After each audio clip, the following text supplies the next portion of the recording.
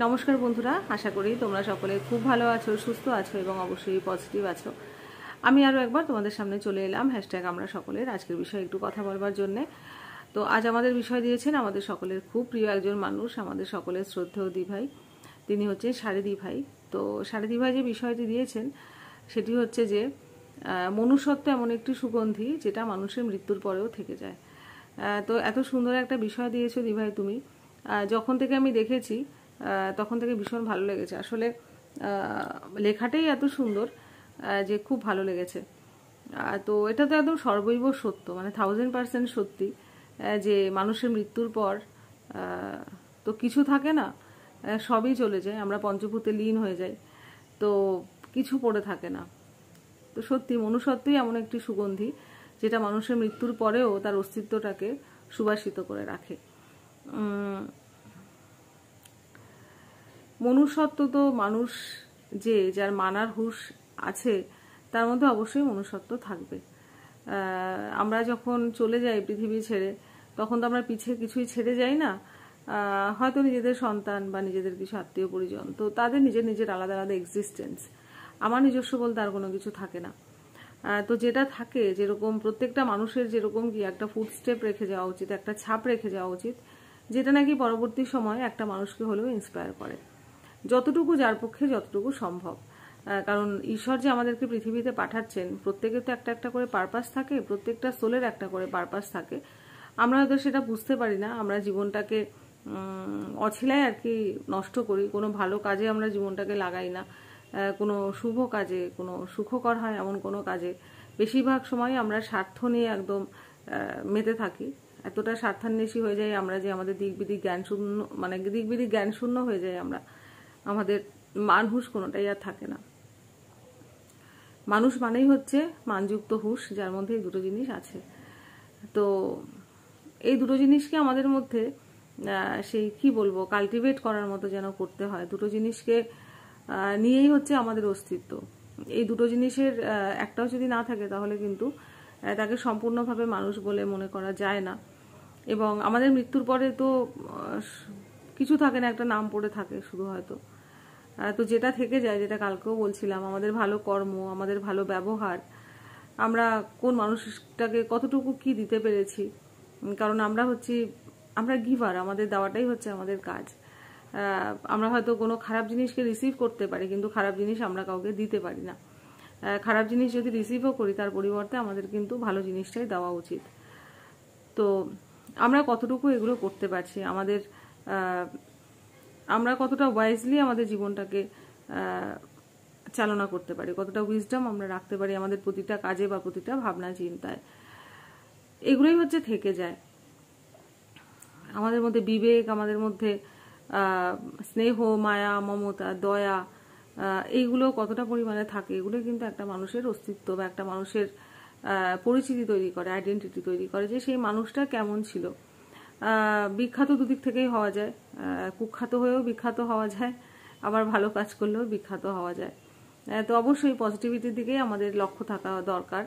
আমরা আমাদের যতটুকু যা আমাদের লিমিটেশনস যেগুলো আছে সেগুলো থেকে বেরিয়ে আমাদেরকে আপার সেলফ সেটা ছুতে পারাটা বা সেখানে কানেক্ট করতে পারাটা, সেটা যদি আমরা করতে পারি তাহলে হয়তো আমাদের মান হুঁশ কোনোটাই হয়তো আমরা জলাঞ্জলি দেব না।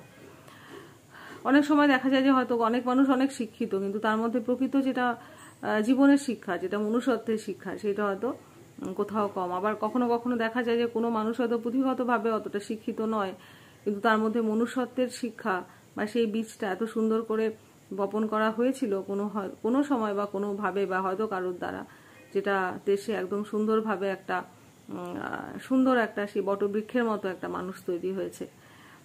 আবার অনেকের কাছে অনেক কিছু থাকা সত্ত্বেও কিন্তু সে ভীষণভাবে দীন হয়।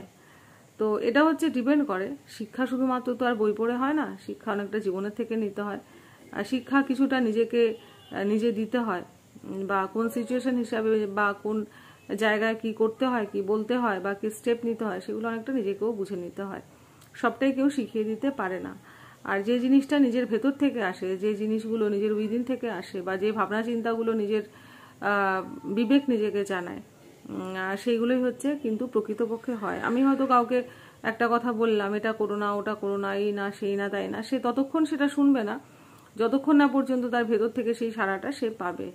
অতএব এই যে একটা বিবেক বা এই যে একটা চৈতন্য, এই যে একটা চেতনা, এই জিনিসগুলো কিন্তু আমাদের মধ্যে থাকাটা ভীষণভাবে দরকার। কোনটা ভুল করছি, কোনটা ঠিক করছি, কোনটা আমার করা উচিত হয়নি, বা কোন কথাটা বলা ঠিক হয়নি, সেই যে মানে পরিমাপটা বা সেই যে বোঝার যে ক্ষমতাটা, সেই যে সেন্স অফ যে রিয়েলাইজেশন, সেটা কিন্তু আমাদের মধ্যে ভীষণভাবে থাকা দরকার। এবং সেটা যতক্ষণ না পর্যন্ত আমাদের মধ্যে আসবে, আমরা কিন্তু প্রকৃতপক্ষে মানুষ হয়ে কখনো উঠতেও পারবো না। আমরা কিন্তু নিজেদেরকে মানুষ বলে দাবি করার জায়গাতে আমরা থাকবো না। তো সেই জন্যে এই জিনিসগুলোই আমাদেরকে কিন্তু পরবর্তী সময় আমাদের একটা ছাপ রেখে যাবে যে হ্যাঁ, ওই মানুষটা ভীষণ ভালো ছিল, বা সে নিজের সামর্থ্য মতো দুটো মানুষের পাশে এসে দাঁড়াতো, বা মানে জাতি ধর্ম বর্ণ নির্বিশেষে সে কখনো কোনো এই ধরনের বিভেদ সে করতো না।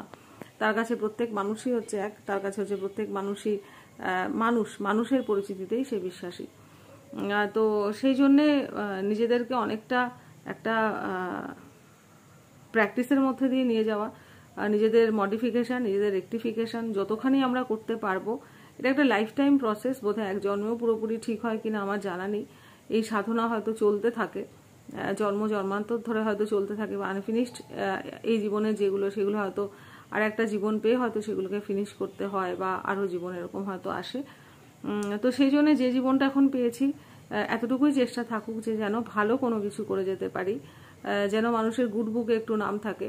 যদিও অনেক ভালো কিছু করার পরেও অনেক মানুষ সমালোচনা করেন, অনেক মানুষ খারাপ বের করার চেষ্টা করেন, অনেক মানুষ সেখানে আঙুল তোলেন, অনেক মানুষ অনেক কিছু বলেন। তো এগুলোকে আবার কিছু মানুষের নেচার বা ধর্ম, যে তারা এইগুলো করে থাকেন হয়তো আমাদেরকে আরও বেশি উন্নত করার জন্যে, বা আমাদেরকে আরও বেশি কি বলবো, সেই পুড়িয়ে পুড়িয়ে খাঁটি করার জন্য, যেটাকে দিদিভাই যে বলেন বোধিসত্ত্বা। তো এরা হচ্ছে এরকম, যে ভুলগুলো ধরিয়ে দিয়ে বা সমালোচনা করে বা ভালো জিনিসটাকেও খারাপ প্রতিপন্ন করার চেষ্টা করে করে যেটা হয়, আমাদের মধ্যে স্পার্কগুলোকে হয়তো আরও বেশি করে জাগিয়ে তোলেন, বা তারা হয়তো নিজেও বুঝতে পারেন না যে তারা কতটা উপকার করে দিয়ে যাচ্ছেন, বা কতটা একটা ম্যাচুরিটি এনে দিচ্ছেন, হয়তো তারা বুঝতে পারেন না।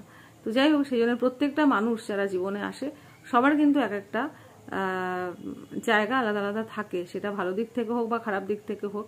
ভালো দিক থেকে হলে সেটা একরকম, খারাপ দিক থেকে হলেও সেটাকে কিন্তু আমাদেরকে অন্যরকমভাবে ভেবে, বা সেটাকেও ভালো ভেবে, বা তার মধ্যে থেকে অ্যাকচুয়ালি কি ভালো এসে যাচ্ছে সেইটা নিয়ে নেওয়া। কারণ সেই দুধ আর জল একসঙ্গে মিশিয়ে দিলে দুধটাকে আলাদা করে নেওয়া। তো ভালোর মধ্যে থেকেও কিন্তু অনেক খারাপ জিনিস, খারাপের মধ্যে থেকেও কিন্তু অনেক ভালো জিনিস বেরিয়ে আসে, যেগুলোকে কিন্তু আমাদের বেছে বেছে নিতে হয়। তো সেই ঝিনুক খুঁজতে খুঁজতে যেরকম মুক্ত পাওয়ার মতো, সবেতে তো মুক্ত থাকে না, কোনো একটার মধ্যে হয়তো মুক্ত থাকে, সেটাকে একটু খুঁজে বেছে নেওয়া। তো এই যে উইজডমগুলো বা এইগুলো নিয়েই হচ্ছে আমাদের জীবন। কোনো মানুষ আমাকে 10টা খারাপ কথা বললো বলে আমিও তার পরিবর্তে 20টা খারাপ কথা বলে দেওয়া, মানে সেটা তো আমার নিজের মনুষ্যত্বের পরিচয় বা নিজের কোনো উইজডমের পরিচয় দেওয়া তো হলো না। চুপ করে থাকাটাই হচ্ছে সেখানে শ্রেয়, বা চুপ করে থাকাটাই হচ্ছে নিজের। আমার বিবেক হয়তো যদি আমাকে বলে যে হ্যাঁ, এখানে চুপ করে যাও, এখানে কোনো কিছু বলার দরকার নেই, কারণ সেখানে কোনো কিছু শব্দ প্রয়োগ করা মানেই সেটা হয়তো বৃথা। তো সেই কারণে অনেক ক্ষেত্রে আমাদেরকে চুপ করে থাকতে হয়। সব জায়গাতে উত্তর দেওয়া যায় না, সব জায়গাতে উত্তর দিতে নেই, সব জায়গাতে উত্তর দেওয়া সাজে না। তো আমি তো এই নীতিটা ভীষণভাবে মেনে চলি, যতটা সম্ভব চুপ থাকা আমি ভীষণভাবে প্রেফার করি, কেন জানি না। তো যাই হোক, জীবনটাকে একটু এরকমভাবে নিয়ে যাওয়া, জীবনটাকে একটু সাজিয়ে গুছিয়ে নিয়ে যাওয়া, এবং যতটা সম্ভব মানুষের সাথে একটু হেসে কথা বলা। আমি আর বেশি কিছু করতে আমার মানে আমি কাউকে আমি বলার কোনো জায়গাতে যদিও নেই, তাও আমি মানে কাউকে আমি এটা বলবো না যে তুমি তাকে এত টাকা দিয়ে হেল্প করো, তুমি তার পাশে গিয়ে সবসময় দাঁড়িয়ে থাকো, এরকম আমি কখনোই কাউকে বলবো না। যদি আমাকে কেউ কখনো বলে, জিজ্ঞাসা করে, বা যদি আমি কখনো কাউকে বলি, আমি হয়তো এতটুকুই বলবো, একটু মানুষের সঙ্গে হেসে কথা বলো।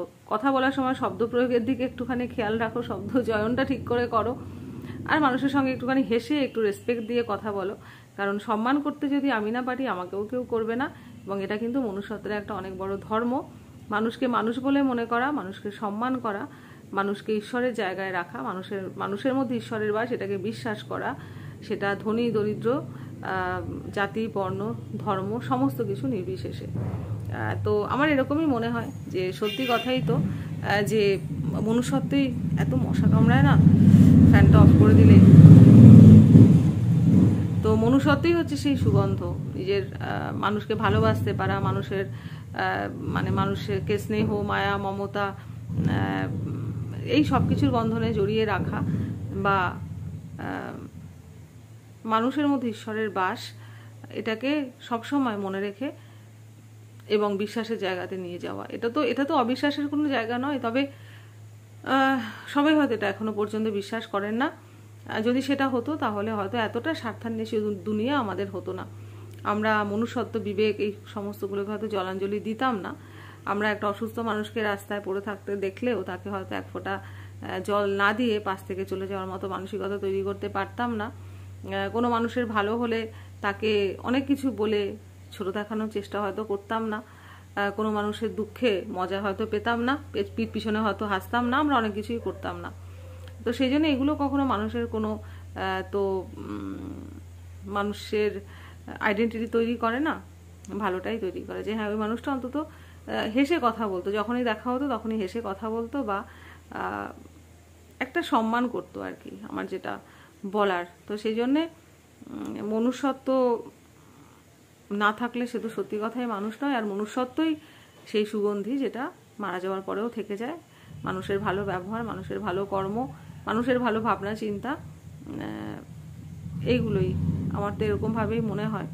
কারণ একটা বাগান, সেখানে তো প্রচুর ফুলের গাছ আছে, অনেক ফুল ফুটেছে, কিন্তু যে ফুলটা থেকে বেশি মানে যে ফুলটা বেশি সুবাসিত করে পরিবেশকে বা প্রকৃতিকে, যে ফুলটা বেশি সুবাসিত করছে, মানুষের কিন্তু ওই ফুলটার কথাই বেশি মনে পড়ে, যে ফুলটার কি সুন্দর গন্ধ ছিল।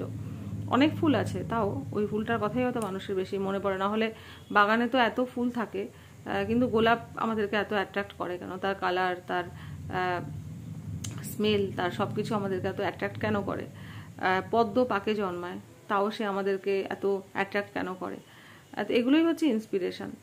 প্রকৃতি থেকে আমরা সবসময় ইন্সপিরেশন পাই, আমাদের চারিদিকে ইন্সপিরেশন ছড়ানো আছে, সেগুলোকে একটু দেখে বেছে নেওয়া। তো এই তো ছোট করেই বলবে ভেবে তাও বকবক করতে করতে অনেক বড় হয়ে যায়। তো আজকের মতো এতটুকুই থাক। তোমরা সবাই খুব ভালো থেকো, সুস্থ থেকো, অবশ্যই সাবধানে থেকো। আবার আসবো অন্য কোনো দিন অন্য কোনো বিষয়। ততক্ষণের জন্য বাই, গুড নাইট।